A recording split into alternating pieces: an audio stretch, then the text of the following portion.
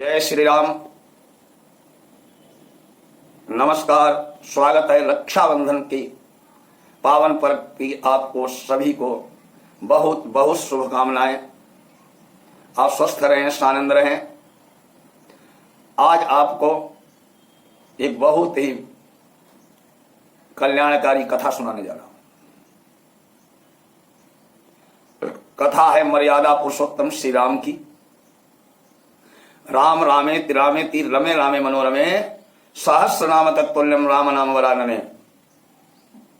भगवान भोलेनाथ कहते हैं, पार्वती, राम का नाम एक बार भी लेने से विष्णु सहस्र नाम, भगवान के 1000 नाम लेने के बराबर पुण्य होता है। नाम राम का लेने से इहलोक परलोक दोनों जगह कल्याण होता है। भगवान राम मर्यादा पुरुषोत्तम है। वो आदर्श पिता थे, आदर्श पुत्र, आदर्श पति, आदर्श राजा, आदर्श मित्र। भगवान राघवेंद्र के जीवन में सब कुछ आदर्श ही था। उनका राज्य प्रमाण है, आदर्श राज्य। इसीलिए आजकल भी राम राज्य की बात करते हैं। राम राज्य कैसा था? कुछ बातें गोस्वामी तुलसीदास ने बताई हैं कि दैहिक दैविक भौतिक तापा राम राज नहीं काहू ही व्यापार। शरीर का कष्ट, दैवीय आपदा और भौतिक वस्तुओं की कमी ये कभी भी राम राज्य में किसी को नहीं आई। सब नर करहि परस्पर प्रीति, रहाई स्वधर्म निरत श्रुत नीति। परस्पर एक दूसरे से प्रेम करते थे, सब अपने धर्म का पालन करते थे और वेद के अनुसार आचरण करते थे। राम जैसे राजा होंगे जहां, वहां की जनता भी तो वैसी होगी। महाजनों एन गता सुपंथा। महापुरुष जिस रास्ते पर चलते हैं वही तो मार्ग है। न्याय व्यवस्था ऐसी कि इंसान छोड़िए, पशुओं को भी पूर्ण न्याय मिले। न्याय व्यवस्था ऐसी कि अगर मात्र एक धोबी ने माता सीता पर उंगली उठा दी उनके चरित्र पर, ये प्रजापालन, इसे लोकतंत्र कह सकते हैं। एक व्यक्ति ने भी उंगली उठा दी तो उसके लिए भी उन्होंने अपनी पत्नी को छोड़ दिया वन में। आज लोग कहते हैं लोकतंत्र है, कोई जरा सी खिलाफत कर दे तो वो देशद्रोही हो जाता है। भगवान राम से सीखिए, एकमात्र एक व्यक्ति ने उंगली उठा दी थी उनके फैसले पर, उसको भी बदल दिया उन्होंने। ये होता प्रजातंत्र, ये होता लोकतंत्र, ये होता राम राज्य। एक बार की बात है, भगवान राम अपने दरबार में बैठे थे। उनके साथ छाया की तरह रहने वाले श्री लक्ष्मण जी थे। सुबह से शाम हो गई, न्याय कर रहे थे, लोग आ रहे थे, अपनी समस्याएं बता रहे थे। भगवान प्रभु श्री राम एक राजा के भांति उनका निराकरण कर रहे थे। सुबह से शाम हो गई, सारे आगंतुक चले गए। भगवान श्री राम बोले, लक्ष्मण जी बाहर जाके देखिए, कोई और तो नहीं बैठा है जो हमसे किसी आशा के लिए आया हो। लक्ष्मण गए दरवाजे पर, चारों तरफ देखा, कोई इंसान नहीं दिखाई दिया। वापस आ गए, कहले प्रभु जी अब कोई नहीं बचा है, आप चल सकते हैं। भगवान बोले, लक्ष्मण एक बार फिर जाके देखो, कोई तो होगा। लक्ष्मण जी सोचने लगे कि ये मैं देख के आया हूं, भगवान मेरे पर भरोसा करते हैं, फिर भी कह रहे हैं देख के आओ, कोई तो होगा। बाहर जाके देखते हैं कि घायल कुत्ता बैठा था। लक्ष्मण जी ने कहा, तुम यहां क्यों बैठे हो?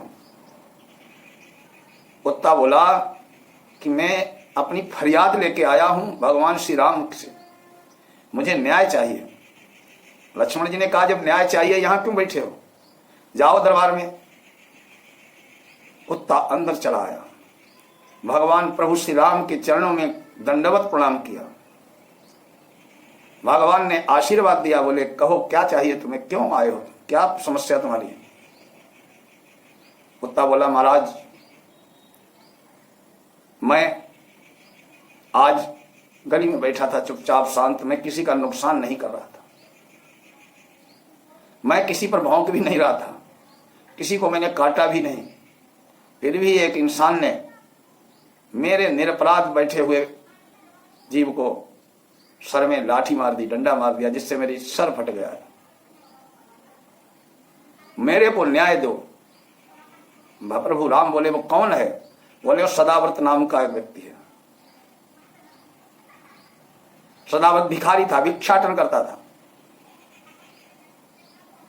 प्रभु श्री राम ने अपने दूतों से, सैनिकों से उसको पकड़वा के बुलवाया, उससे कहा, तुमने इस कुत्ते को क्यों मारा है? सदाव्रत बोला, महाराज क्षमा करें, मैं भूखा था, भिक्षा के लिए जल्दी जल्दी में जा रहा था, भूख के कारण क्रोध में था, इसलिए मैंने रास्ते में बैठा था, इसके सर में डंडा मार दिया, इसकी खोपड़ी फूट गई, इसको मेरी ग्लानि है, अपराध मेरे से हुआ है, आप मेरे को क्षमा करें। प्रभु श्री राम बोले कि क्षमा करना या सजा देना ये इसके अधीन है। कुत्ते से कहा कि आप क्या चाहते हो, इसको क्या दंड दिया जाए? कुत्ता बोला, महाराज एक कालिंजर नाम का मठ है, बड़ा भारी तीर्थ स्थान है, उसका इसे महंत बना दो। सदाव्रत भी खुश हो गया, अब तो खूब माल उड़ाने को मिलेंगे। उसको हाथी पर बिठा के कालिंजर की तरफ विदा कर दिया गया महंत बनने के लिए।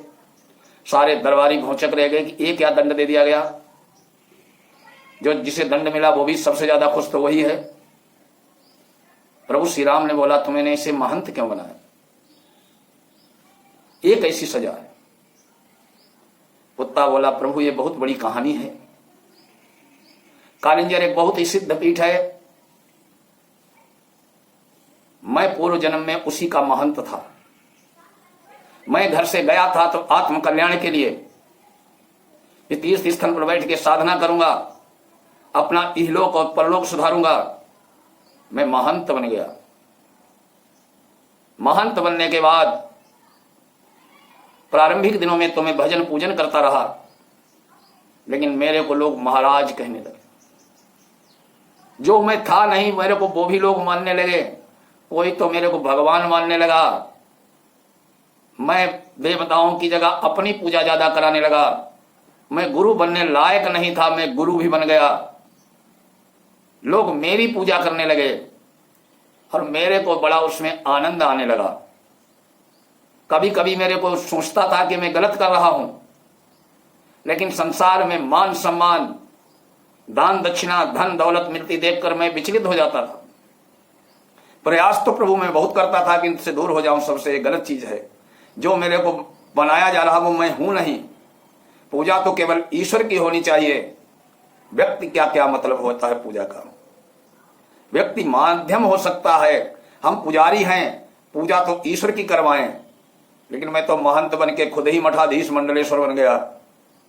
मैं अपनी खूब पूजा कराता रहा, संध्या पूजन भजन तर्पण सबसे विरत हो गया। मैंने पूजा पाठ सब बंद कर दिया। खुद लोगों को दिन भर आशीर्वाद देता रहता था, जीते रहो, आनंद हो, पुत्रवान हो, धनवान हो, यशस्वी भव, दिन भर लोगों को आशीर्वाद देता था, लेकिन खुद कभी भोजन भजन पूजन भी नहीं करता था। उसके पाप के कारण मेरे को इस जन्म में एक शरीर मिला है, और मेरा ऐसा विश्वास है कि सदाव्रत भी वहां जाकर के यही सब कर्म करेगा। वो भी बहुत बड़ा सिद्ध अपने को कहलाने लगेगा, फिर मेरे जैसा वो भी बनेगा, और फिर उससे जैसे मेरे डंडे पड़ रहे हैं वैसे इससे भी डंडे पड़ेंगे। भगवान ने उसको धन्यवाद दिया कि तुमने बहुत अच्छा न्याय किया। ये था राम राज्य, जिसमें एक कुत्ते को भी न्याय मांगने का अधिकार था, और भगवान श्री राम जो वहां के राजा थे वो उसको भी न्याय देने के बाद ही अपनी गद्दी से हटते थे। इसे कहते हैं न्याय। तारीख नहीं मिलती थी उस समय, न्याय देकर ही हटते थे। प्रभु श्री राम ने कुत्ते को भी न्याय दिया। और एक प्रेरणा है कि मंदिर के पुजारी बनो, महंत बनो, कुछ भी बनो, पूजा परमात्मा की कराओ। अपनी पूजा कराओगे तो वही सदाव्रत जैसा हिसाब होगा, अगले जन्म में बहुत गलत योनि मिलेगी। जय श्री राम, जय श्री राम।